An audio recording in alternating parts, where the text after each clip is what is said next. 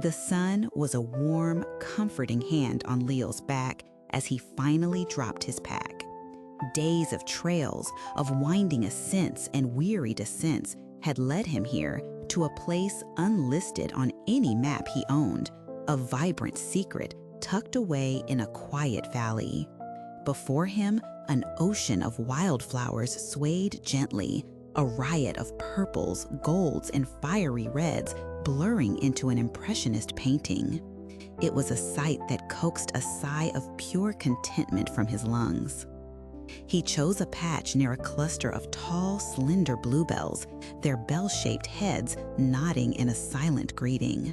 As he eased himself onto the cool earth, the scent of wild thyme and sun-warmed petals enveloped him, a perfume far richer than any bottled fragrance. He leaned back, his head resting on the soft cushion of moss and clover, and simply watched the delicate dance of the blossoms. "Well," he murmured, his voice a low rumble in the quiet air, "this is certainly something."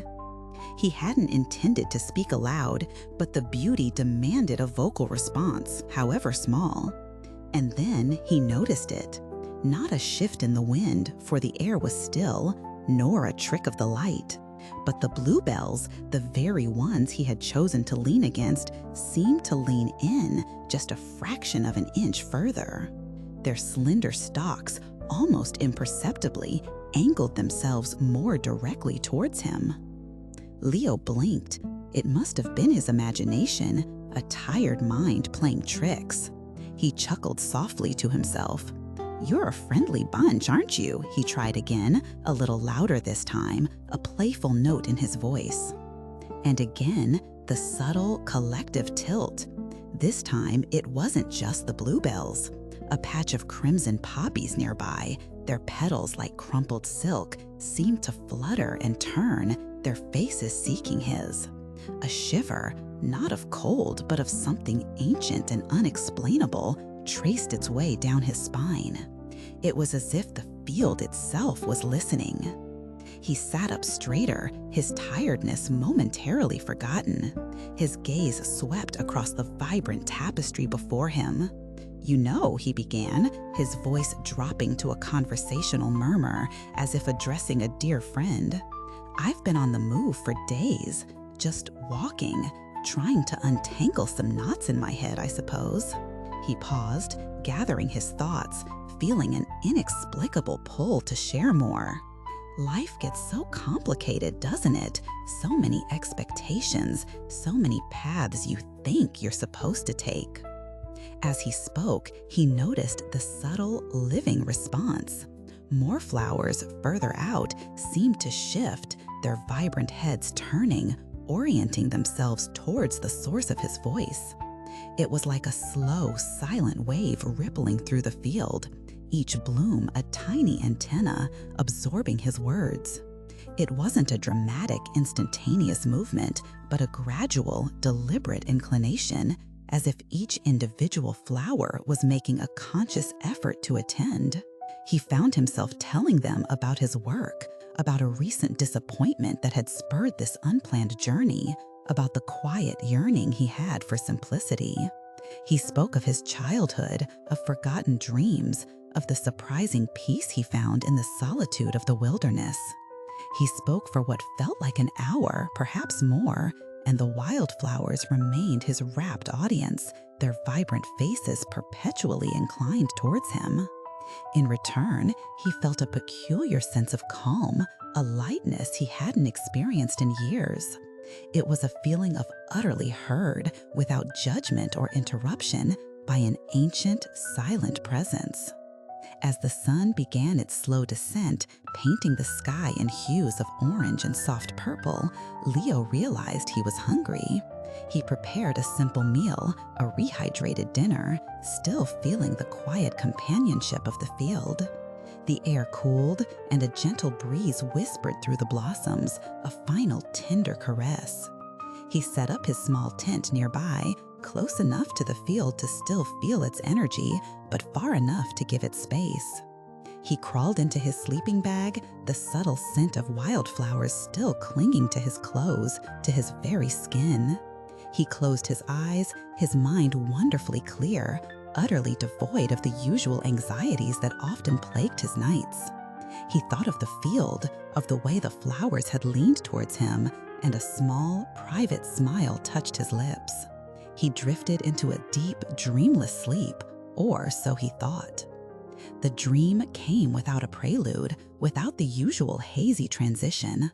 He was back in the field, but it was night, and the moonlight cast an ethereal glow on the blossoms. He felt an intense warmth, not on his skin, but within him, emanating from his very core.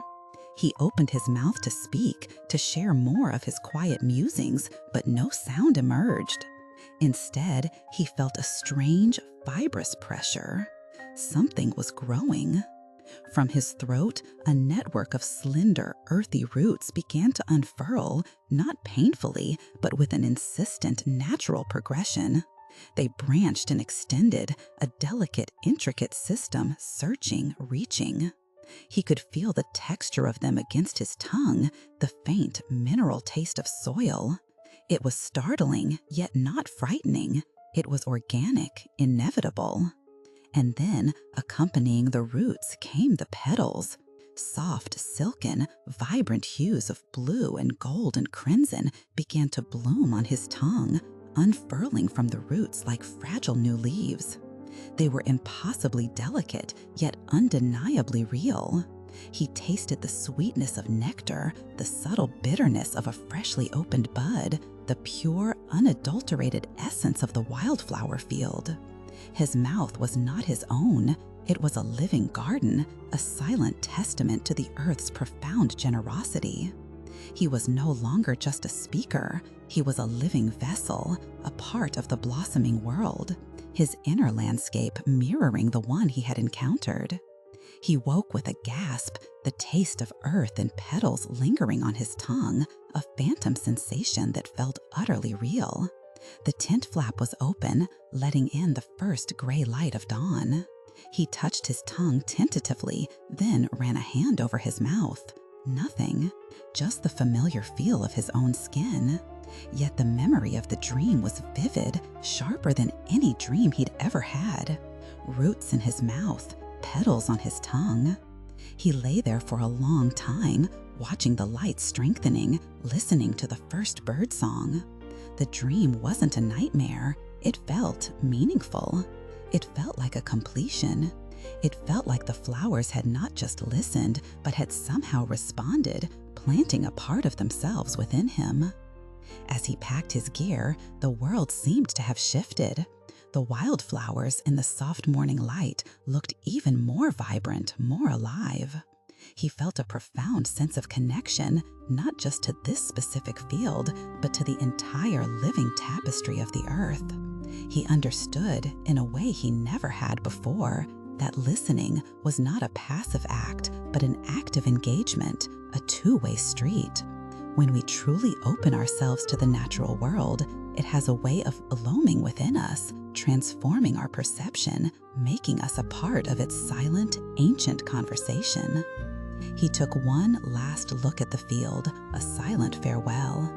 "Thank you," he whispered, a gentle smile on his face. He didn't expect the flowers to lean this time, for the lesson had already been planted. Sometimes the most profound experiences don't come from grand adventures or loud proclamations, but from quiet moments of stillness, of opening ourselves to the unexpected. Leo went on his way, a little lighter, a little more rooted, and carrying with him the indelible memory of a field that spoke and a dream that bloomed. Perhaps you too have had a moment of unexpected connection with the natural world, a whisper from a tree or a message from a stone. We'd love to hear your stories. Share your thoughts in the comments below. And if this story resonated with you, consider subscribing or following for more reflections on the quiet magic that surrounds us every day. Until next time, keep exploring and keep listening.